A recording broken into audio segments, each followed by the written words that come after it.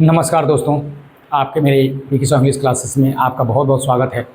दोस्तों, आज मैं आपको बताने वाला हूं कि बहुत सारे स्टूडेंट्स की कंप्लेंट आती है कि सर मुझे इंग्लिश वाक्य को पढ़ने नहीं आता है और मैं पढ़ भी लेता हूं तो सर उसका मीनिंग नहीं निकाल पाता हूं। ये बहुत दुख की बात है कि आप मीनिंग नहीं निकाल पा रहे हैं। इसके दो रीज़न हो सकते हैं। नंबर एक रीज़न क्या हो सकता है कि आपको वर्ड का पावर का अभाव होगा, और दूसरा नियम ये होगा कि आप ये नहीं जानते होंगे कि स्ट्रक्चर क्या होता है। हिंदी का स्ट्रक्चर अलग होता है, अंग्रेजी का स्ट्रक्चर अलग होता है। अगर आप स्ट्रक्चर नहीं क्लियर कर पाओगे ना तो आप कभी भी किसी भी इंग्लिश जो है कि सेंटेंस का मीनिंग नहीं निकाल पाओगे। तो सबसे पहले जो है कि हम ये जानेंगे आज, और आपकी समस्या हमेशा के लिए ख़त्म होने वाली है। आप आराम से क्या करोगे कि किसी भी सेंटेंस को जो है कि हिंदी से है ना इंग्लिश में कन्वर्ट या इंग्लिश से हिंदी में कन्वर्ट कर सकते हो। ठीक है, तो चलिए हम आपको जो है कि लिए चलते हैं वीडियो बिना देर किए। अगर अभी तक मेरे चैनल को आपने सब्सक्राइब नहीं किया तो सब्सक्राइब कर लीजिए, अब बेल आइकन को दबा दीजिए ताकि देखिए यहाँ बेल बज रहा है और बेल आइकन का आप दबा दीजिए ताकि आपको जितने भी लेटेस्ट अपडेट है आपको मिलते रहेंगे। देखिए बार बार मेरा वॉच भी कह रहा है आपको कि दबा दीजिए दबा दीजिए दबा दीजिए। चलिए तो हम आपको जो है बिना लेट के वीडियो को स्टार्ट करते हैं और यहाँ पर चले आते हैं। तो देखिए हिंदी में जो है कि स्ट्रक्चर अलग है और अंग्रेजी में स्ट्रक्चर अलग है। हिंदी में क्या कहता है, पहला स्थान पर आता है पहले हिंदी में क्या, सब्जेक्ट। दूसरा स्थान पर क्या आता है, ऑब्जेक्ट। तीसरा स्थान पर क्या आता है, वर्ब।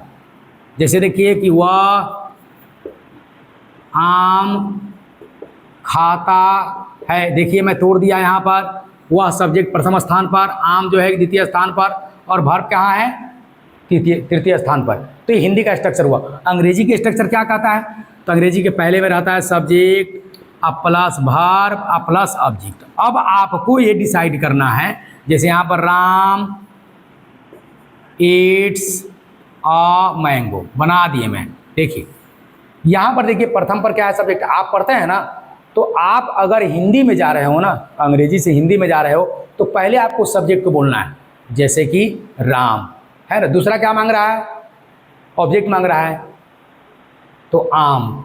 तीसरा क्या कह रहा है कि वर्ब ले आइए, तो खाता है। राम आम खाता है। यानी कि आपको जो है ना इस नियम पर आप जो क्लियर नहीं कर पाइएगा। आपको कहाँ जाना पड़ेगा, आपको जाना पड़ेगा एक्चुअली में आपको हिंदी के स्ट्रक्चर जो वन है ना, subject, two equal to object और थ्री इक्वल टू वर्ब, ये फार्मूला में जाना होगा।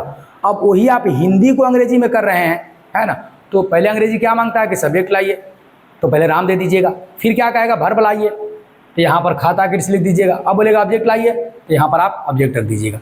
तो आप इस तरह से जो है क्लियर कर सकते हैं। ये कौन सेंटेंस है, एसर्टिव का, माने सकारात्मक वाक्य को इस तरह से आप रीड कर सकते हैं। इसके बाद भी जो है कि बहुत सारे वर्ड्स आते हैं, in the market, after the sun, in the sun, है ना। ये फ्रेज होते हैं, ये फ्रेज होते हैं। फ्रेज ऑफ टाइम आता है, प्लेस आता है ना, बहुत सारे आते हैं इसमें। इसको पढ़ना भी मैं बताऊंगा, लेकिन सिंपली ये बता दिया हूँ ना कि आप किस तरह से असर्टिव सेंटेंस को जो है कि आप पढ़ोगे। अब चलिए आपको लिए चलते हैं कि असर्टिव से आपको लिए चलते हैं इंट्रोगेटिव में। नेगेटिव में तो पता होगा, आपको नोट लगा बनाते हैं। इंट्रोगेटिव में क्या होता है, या इंट्रोगेटिव में पहले जो है कि स्थान हो जाता है ना, हिंदी में क्या, अंग्रेजी में उसका मान क्या है, हाफ है, यानी कि ए भी। क्या है, ए भी। तो ये देखिए ये है आपका हिंदी स्ट्रक्चर और ये है आपका इंग्लिश स्ट्रक्चर।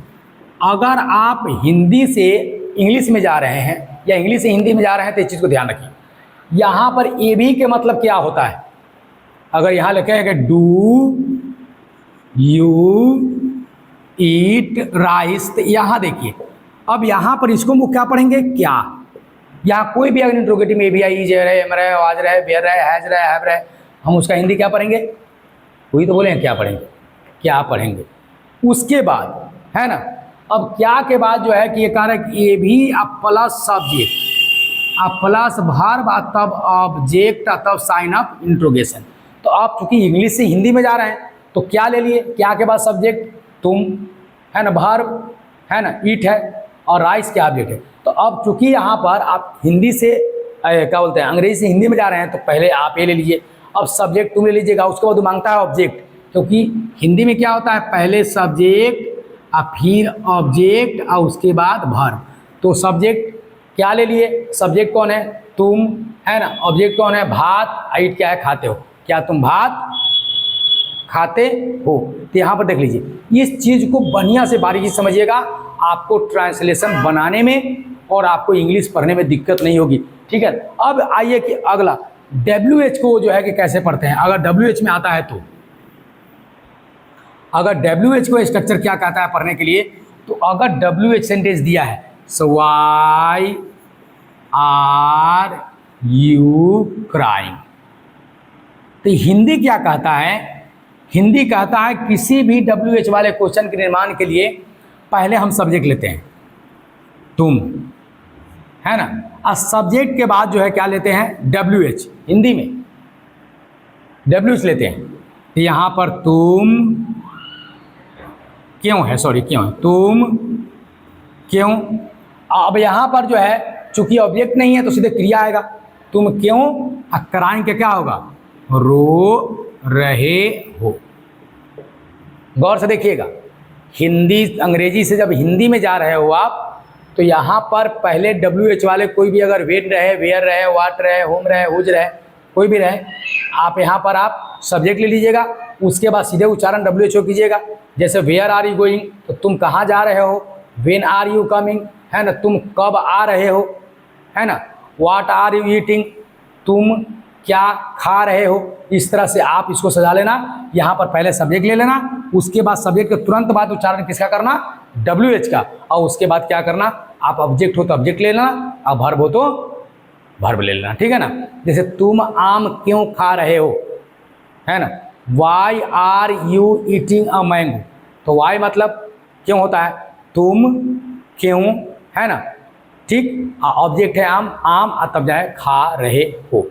इस तरह से अगर आप पढ़िएगा तो आपको जो है कि सिंपल सेंटेंस को मैंने आप बताया है कि किस तरह से आप सिंपल सेंटेंस को रीडिंग कीजिएगा, और आप जो है क्वेश्चन के कभी कभी हिंदी आपको समझ में नहीं आता है तो आपके लिए बेटर हो गया कि आप इसको हिंदी समझिएगा। इस वीडियो को 1 से 2 बार रिपीट करके देखिएगा, आपको पूरा शैली समझ में आएगा, क्योंकि इसमें कंबाइनिंग है, यानी कि कभी हिंदी स्ट्रक्चर है तो कभी इंग्लिश स्ट्रक्चर है, तो हो सके आपको दिक्कत ये हो इसमें, लेकिन आप एक बार शुरू से जाइएगा और ध्यान रखिएगा कि शुरू वाला जो लाइन याद रखिएगा कि हिंदी के बनावट में पहले सब्जेक्ट, उसके बाद ऑब्जेक्ट, और उसके बाद आता है सीधे वर्ब, ठीक है ना। और अंग्रेजी में पहले सब्जेक्ट, वर्ब, ऑब्जेक्ट। अब आपके डिपेंड करता है कि अंग्रेजी से हिंदी बना रहे हो तो हिंदी से अंग्रेजी, तो अंग्रेजी से हिंदी बना रहे हो तो पहले सब्जेक्ट का बोल लो, और उसके बाद जो है कि ऑब्जेक्ट के बोल लो, और उसके बाद जो है क्रिया का पढ़ लो। जैसे मैंने यहाँ लिखा है, देखो पहले कह रहा है कि